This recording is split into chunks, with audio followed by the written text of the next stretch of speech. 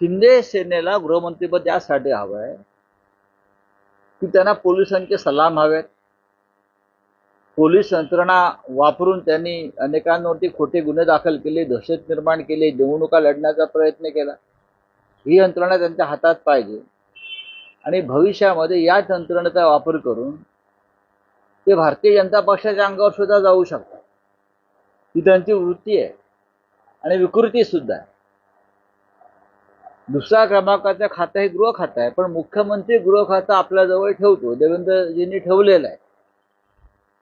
कारण जेव्हा जेव्हा आम्ही त्यांच्याशी पूर्वी चर्चा करायचो तेव्हा ते सांगायचे की उद्धव ठाकरेंनी गृह खातं दुसऱ्या पक्षाला द्यायची चूक करू नये, आमचे तेच म्हणणं होतं.